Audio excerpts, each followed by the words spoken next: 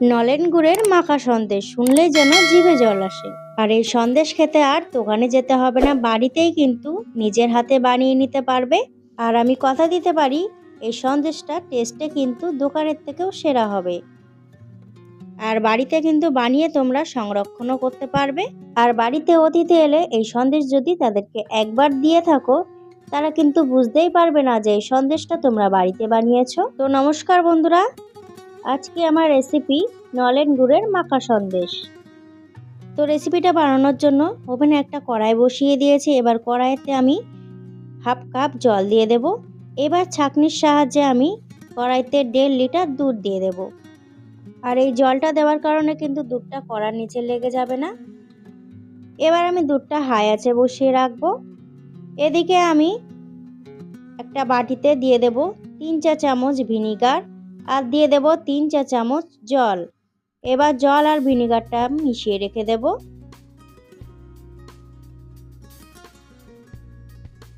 আর এদিকে কিন্তু দুধটা খুব ভালো করে ফুটে উঠেছে।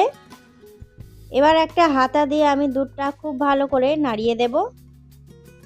1 মিনিট আমি দুধটাকে খুব ভালো করে ফুটিয়ে নিয়েছি। এবার আমি গ্যাসের ফ্লেমটাকে অফ করে দেব। আর অফ করে দেওয়ার পরে আমি ভিনিগার মেশানো জলটা দিতে থাকবো। একবারেই কিন্তু ভিনিগার মেশানো জলটা দিয়ে দেবে না, অল্প অল্প করে কিন্তু ভিনিগার মেশানো জলটা দিতে হবে। আর অবশ্যই কিন্তু গ্যাসের ফ্লেমটাকে অফ করেই ভিনিগার মেশানো জলটা দিতে হবে। যদি ফুটন্ত দুধেই তোমরা ভিনিগার মেশানো জলটা দিয়ে থাকো, তাহলে কিন্তু ছানাটা শক্ত হয়ে যাবে। তো এইদিকে দেখতেই পাচ্ছ ছানাটাও কিন্তু তৈরি হয়ে গেছে। এবার আমি ছানাটাকে ছেঁকে নেব। ছানাটা ছেঁকে নেওয়ার জন্য আমি একটা বাটির উপরে ছাঁকনি নিয়ে নিয়েছি। এবার ছানার জলটা খুব ভালো করে ছেঁকে নেব। আর ছানাটা ছাঁকা হয়ে গেলে যাতে ভিনিগারের কোনো রকম ছানার মধ্যে গন্ধ না থাকে, সেই জন্য আমি ছানাটা খুব ভালো করে একটু ধুয়ে নেব। আমি চামচের সাহায্যে ছানাটা খুব ভালো করে ধুয়ে নিচ্ছি। আর দেখতেই পাচ্ছ ছানাটা কত সফট তৈরি হয়েছে। ছানাটা যতটা সফট হবে সন্দেশটাও কিন্তু ততটাই সফট হবে।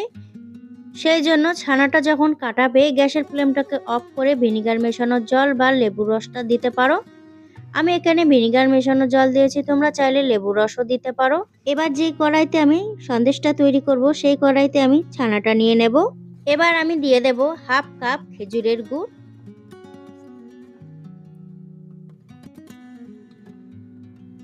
তারপর দিয়ে দেব আমি 1 চা চামচ ঘি, দিয়ে দেব 1/3 কাপ মিল্ক পাউডার। এবার আমি সবকটা উপকরণ খুব ভালো করে হাতের সাহায্যে মেখে নেব।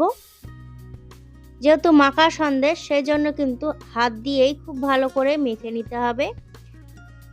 আর আমি তো সন্দেশটা একটু দানাদার পছন্দ করি, সেই জন্য আমি সবকটা উপকরণ দেওয়ার পরেই সন্দেশটাকে খুব ভালো করে মেখে নিয়েছি।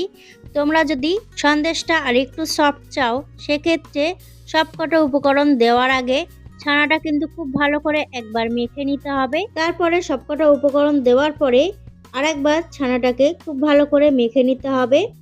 তাহলেই কিন্তু ছানাটা আর এতটা দানাদার থাকবে না। ছানাটা কিন্তু আমার মাখা হয়ে গেছে। এবার আমি ছানাটা ওভেনে বসিয়ে দেব। তো ছানাটা এবার আমি ওভেনে বসিয়ে দেব। এবার আমি গ্যাসের ফ্লেমটাকে অন করে ছানাটা লো ফ্লেমে 5 মিনিট আমি খুব ভালো করে কুক করে নেব। আর এরকম প্যাচুলার দিয়ে কিন্তু অনবরত নাড়তে থাকতে হবে। ছানাটা আমি 5 মিনিট লো ফ্লেমে রান্না করে নিয়েছি। এবার আমি ছানাটাকে হাই ফ্লেমে রান্না করে নেব। আর ছানাটা রান্না করতে করতে কিন্তু ছানা দিয়ে তেলটা বেরিয়ে আসবে। আর এই তেলটা যতক্ষণ না শুকিয়ে আসবে ততক্ষণ কিন্তু ছানাটা রান্না করে নিতে হবে। তো বন্ধুরা, নলেন গুড়ের মাখা সন্দেশ তোমাদের কেমন লেগেছে অবশ্যই কিন্তু আমাকে কমেন্টে জানাতে ভুলবে না। আর রেসিপিটা যদি ভালো লেগে থাকে তাহলে কিন্তু অবশ্যই একটা লাইক করে দেবে। আর আমার চ্যানেলে নতুন বন্ধু হয়ে থাকলে আমার চ্যানেলটিকে সাবস্ক্রাইব করে নেওয়ার অনুরোধ রইল। আর তোমাদের সঙ্গে কথা বলতে বলতে কিন্তু ছানাটা অনেকটাই শুকিয়ে এসেছে, তোমরা দেখতে পাচ্ছ। আরও আমি 5 মিনিট ছানাটাকে রান্না করে নেব। আরও 5 মিনিট রান্না করে নেওয়ার ফলে সন্দেশটা কিন্তু একদম রেডি হয়ে গেছে আর সন্দেশের গায়ে যে জলটা ছিল সেটাও কিন্তু শুকিয়ে গেছে। এবার আমি সন্দেশটাকে একটা পাত্রে সেট করার জন্য রেখে দেব।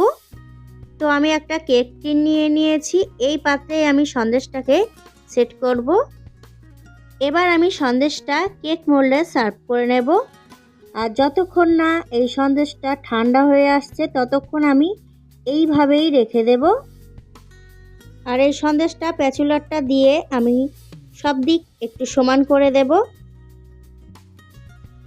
তো তোমরা দেখতেই পাচ্ছ সন্দেশটা কিন্তু একদম সমান করে নিয়েছি। এবার আমি সন্দেশটা একটু ডেকোরেট করে নেব, সেই জন্য কয়েকটি কাজু বাদাম এই সন্দেশটার উপর দিয়ে একটু ডেকোরেট করে নিচ্ছি।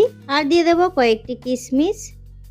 কাজু বাদাম আর কিশমিশ কিন্তু পুরোপুরি অপশনাল, তোমরা চাইলে দিতেও পারো আবার নাও দিতে পারো, এটা যাতে দেখতে ভালো লাগে সেই জন্যই আমি দিয়ে দিচ্ছি। আর সন্দেশটা ডেকোরেট করে নেওয়ার পরে সন্দেশটাকে কিন্তু আমি এইভাবেই ছেড়ে দেব যতক্ষণ না ঠান্ডা হয়ে আসছে। 30 মিনিট পর আমি ফিরে এলাম, সন্দেশটা কিন্তু এবার একদম ঠান্ডা হয়ে গেছে। আমি একটু হাত দিয়ে তোমাদেরকে দেখিয়ে দিচ্ছি, হাতে কিন্তু একদমই লেগে যাচ্ছে না, তার মানে সন্দেশটা কিন্তু একদম সেট হয়ে গেছে। এবার আমি একটা চামচ দিয়ে একটা প্লেটে তুলে নেব।